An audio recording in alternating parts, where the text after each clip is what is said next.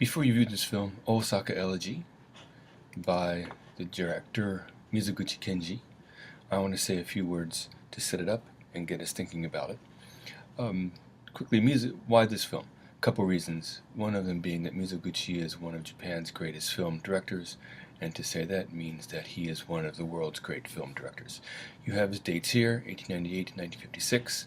The film you're going to watch is a film from 1936, so this is before the Asia-Pacific War in our experience, but certainly while Japan was at war, right to the 1930s.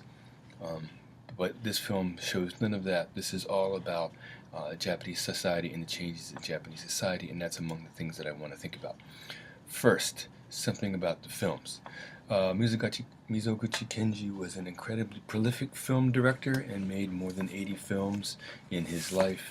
And as you can see from Wikipedia, he died when he was 58 years old. So that's an incredible production, the sort of production that usually one finds in B-movie, low-budget sorts of films. He was incredibly prolific, and incredibly influential, right? A photo of him later in life, a photo of him in Paris in 1953. Just for reference, if we go to the Japanese site, you can also see a listing of his films here, and another photo from about the time that this particular film would have been made in 1936. He actually made two of his most esteemed films in 1936, this one and another one that has the English title of Sisters of Guillaume, both of which garnered top prizes for the best films of the year that year. I say that to give you a sense of what an important filmmaker he was in Japan.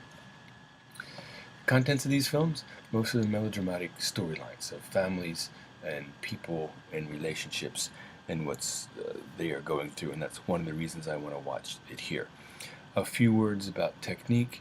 As you watch this film, you will see the way that many of the shots of the screen, the camera stays low and is in a fixed position as we watch the people work through their daily activities. Also, secondly, pay attention to the way that the film frames are set up and what you see in each of the particular frames. As you view this film, then I have some ideas I want you to think through, and we'll be coming back to them, right? Consider, what does this Japan look like, right? How is this Japan represented? What sort of sights do you see? What sort of landscapes do you see? What does this place look like?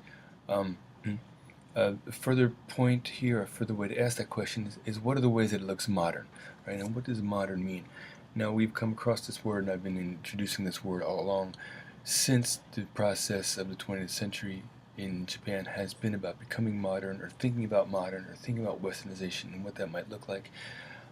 It's no surprise that everything we've looked at, the fiction stories you read in the past, the film you're watching today, the selection from the novel you're reading for today, all deal with these sorts of things. And modern in particular points to urban city spaces. And so what sense of cities and urban spaces do you get in these works is a question I want you to think about.